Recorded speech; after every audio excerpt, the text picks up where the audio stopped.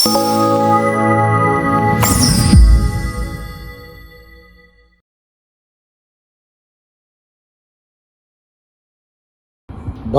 Janata party జాతీయ నాయకత్వం 2 మార్చి సాయంత్రం జాతీయ స్థాయిలో భారతీయ జనతా పార్టీ తరఫున పోటీ చేసే లోక్సభ అభ్యర్థులు ఏకంగా 195 మంది అభ్యర్థులను ప్రకటించింది. ఒక సంచలనం. ఈసారి ప్రధానమంత్రి మోదీ యొక్క లక్ష్యం 370 బీజేపీ లోక్సభ సభ్యులు గెలవాలి, ఎన్డీఏ కూటమి 400 సంఖ్య దాటాలని లక్ష్యం పెట్టుకున్న తరుణంలో ప్రతిపక్ష పార్టీలు ఇండియా కూటమి పొత్తులతోనే వాళ్ళు సతమతమవుతున్న తరుణంలో ఏకంగా 195 మంది అభ్యర్థుల జాబితా విడుదల చేస్తే వాళ్ళు ఒక్కసారి ఆశ్చర్యచకితులయ్యారు రాజకీయ పార్టీలన్నీ కూడా. తెలంగాణ రాష్ట్రానికి వస్తే 17 లోక్సభ నియోజకవర్గాలకు గాను 9 నియోజకవర్గాల్లో ప్రకటించడం ఒక విశేషం. ఈ 9 నియోజకవర్గాల్లో సికింద్రాబాద్ ప్రస్తుతం ప్రాతినిధ్యం వహిస్తున్న కేంద్ర మంత్రి కిషన్ రెడ్డి, ఆయనపై గతంలో హైదరాబాద్ నగర మేయర్ గా పనిచేసి బీఆర్ఎస్ పార్టీలో ఉన్న బొంతు రామ్మోహన్ ఆయన సమీప ప్రత్యర్థిగా ఉండబోతా ఉన్నాడు. ఈ నియోజకవర్గంలో కిషన్ రెడ్డి 1,00,000 ఓట్ల పైగా మెజార్టీతో భారతీయ జనతా పార్టీ తరఫున విజయం సాధించబోతా ఉన్నాడు. 2 నిజామాబాద్ ధర్మపురి అరవింద్, ఆయనకి కలిసి వచ్చే అంశం పసుపు బోర్డు ఏర్పాటు చేయడమే కాదు, ఈ రోజున పసుపు క్వింటాల్ ధర 14,000 రూపాయలు ఉన్నది. ఎన్నడూ లేని విధంగా నిజామాబాద్ నియోజకవర్గ పరిధిలో ఉండే ఆ లోక్సభ పరిధిలో ఉండే 7 అసెంబ్లీ సెగ్మెంట్ లో ఉన్న పసుపు రైతుల ఆనందానికి అవధులు లేవు. అందువల్ల ఆయనకి సమీప ప్రత్యర్థి కాంగ్రెస్ పార్టీ తరఫున జీవన్ రెడ్డి పోటీ చేసిన అరవింద్ 1,00,000 ఓట్ల పైగా మెజార్టీతో విజయం సాధించబోతా ఉన్నాడు. 3 చేవెళ్లలో కొండా విశ్వేశ్వరరెడ్డి పోటీ చేయబోతున్నాడు బీజేపీ తరఫున. అక్కడ అభ్యర్థులు లేక బీఆర్ఎస్ పార్టీ నుంచి కాంగ్రెస్ పార్టీ సునీతా మహేందర్ రెడ్డి సతీమణి వికారాబాద్ జిల్లా పరిషత్ చైర్మన్ పోటీ ఇవ్వబోతా ఉంది. ఇక విశేషం ఏంటంటే ఈ రోజు ప్రకటించిన 9 నియోజకవర్గాల్లో కూడా బీఆర్ఎస్ ఎక్కడ కూడా సోదిలో కూడా అడ్రస్ కూడా ఉండే పరిస్థితి లేదు. కాస్తో కూస్తో పోటీనిచ్చేది కాంగ్రెస్ పార్టీ మాత్రమే. ఇక అక్కడ కొండా విశ్వేశ్వరరెడ్డి విజయం నల్లేరు మీద నడక, 1,00,000 ఓట్ల పైగా మెజార్టీతో ఆయన విజయం సాధించబోతా ఉన్నాడు. ఇక 4వది మల్కాజిగిరి నియోజకవర్గం.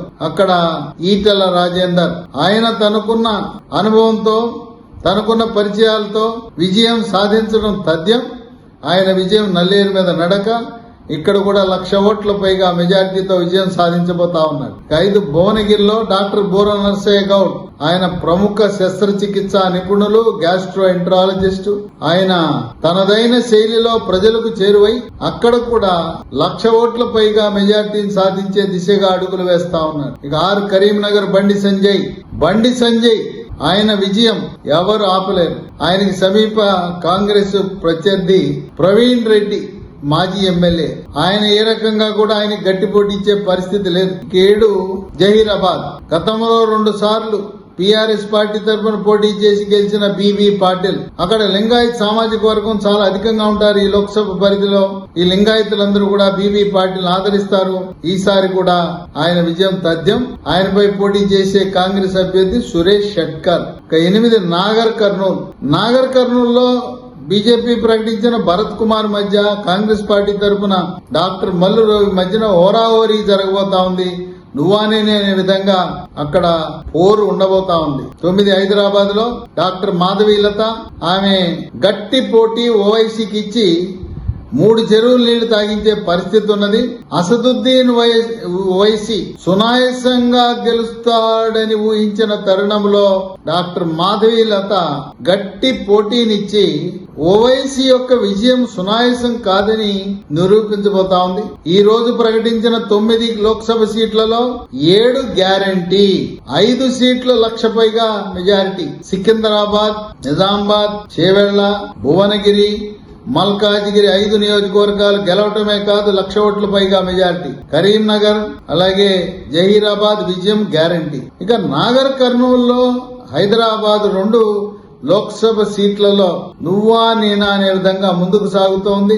నవంబర్ 30న జరిగిన శాసనసభ ఎన్నికల్లో గ్రామీణ పట్టణ ప్రాంతంలో కారు పార్టీకి అలాగే హస్తం పార్టీ కాంగ్రెస్ కి బీఆర్ఎస్ కి ఓటు వేసిన వాళ్ళు ఓటర్లు ప్రధానమంత్రిగా మోదీ కావాలని కమలం పార్టీకి ఓటు వేయాలనుకోవటం విశేషం. అన్ని సర్వేలు కూడా ప్రస్తుత పరిస్థితుల్లో 17 లోక్సభ సీట్లలో కనీసము 12 లోక్సభ సీట్లలో విజయం సాధించే అవకాశం ఉన్నదని ఊహాగానాలున్నాయి.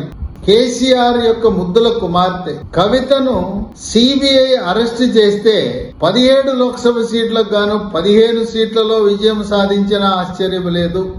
ఈ లోక్సభ ఎన్నికల్లో బీఆర్ఎస్ పార్టీకి ఒక్క సీటు కూడా లభించదు. ఒక్క సీట్లో కూడా గెలిచే అవకాశం లేదు. కాంగ్రెస్ పార్టీ 1-2 సీట్లు పరిమితం అయ్యే పరిస్థితి ఉన్నది. ఖమ్మం, నల్గొండ మినహాయించి ఎక్కడా కూడా కాంగ్రెస్ పార్టీకి బలం లేదు. ఈ లోక్సభ ఎన్నికల్లో ప్రధానమంత్రి మోదీ హవాతో తెలంగాణ రాష్ట్రంలో భారతీయ జనతా పార్టీ, కమలం పార్టీ, పువ్వు పార్టీ విజయభేరి మోగించబోతున్నది.